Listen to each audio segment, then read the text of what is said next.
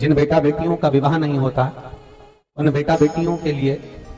मान लो अगर कोई ग्रह ऐसे हो गए कि भाई संबंध टूट गया और संबंध टूटने के बाद तलाक हो गया, होने के बाद दूसरा विवाह ही नहीं हो रहा, संबंध टूटने के बाद मंगल विवाह दूसरा हो ही नहीं रहा, तो प्रयास करिएगा। माँ जगतजननी जगदम्बा का हाथ इस तरह से रहता है, अपने दर्शन करेंगे पार्वती मैया के शिव मंदिर में, तो पार्वती जी का हस्तकमल शंकर जी की साक्षी में हमेशा बंधा हुआ रहता है, शिव की साक्षी। महाराज प्रदोष काल में, प्रदोष के दिन कभी भी, किसी भी प्रदोष के दिन, वैसे तो मूल है इसमें सोम प्रदोष का वर्णन, सोमवार की जो प्रदोष पड़े उसका मूल का माना गया है, पर आप प्रयास करना कि किसी भी प्रदोष के दिन जिसका तलाक हो चुका हो, जिसका संबंध खराब हो चुका हो, संबंध हो ही नहीं रहा हो वापिस से, सोम प्रदोष के दिन जहां मां जगतजननी का हस्तकमल बंधा रहता है और शंशरु नहीं दिखूंगा। दूसरा, जो यज्ञोपवीत समित समर्पित करेगा,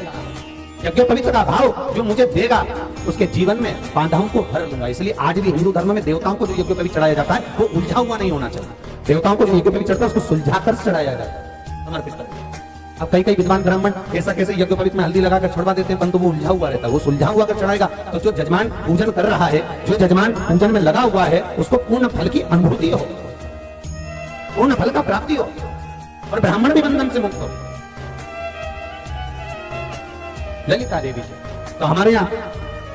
सोमवार का जो प्रदोष हो, उस प्रदोष के दिन जिसका मंगल विवाह नहीं हो रहा है, सारी तकलीफें झेल रहे हो, बहुत कष्टप्रद हो, तो माँ का जो हस्तकमल है, उस हस्तकमल से लेकर शंकर भगवान के शिवलिंग तक एक कच्चे सूत की धार बनाई जाती है। महाराज 6 धार कच्चे सूत की बनाई जाती है, जहां शंकर भगवान का शिवलिंग है, यहाँ माता का हस्तकमल है, हस्तकमल से चालू होकर शिवलिंग, शिवलिंग से चालू होकर हस्तकमल, ऐसी 6 धार बनाई जाती है।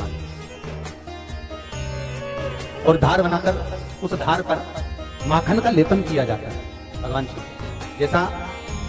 ललिता माता ने भगवान शंकर से वर प्राप्त करा था, उसी तरह फिर उस लेपन को लगाने के बाद उसको उतारकर उसी को लपेटकर शंकर भगवान पर उसको चढ़ा दिया जाता है, मात्र अपनी मंगल विवाह की कामना करकर।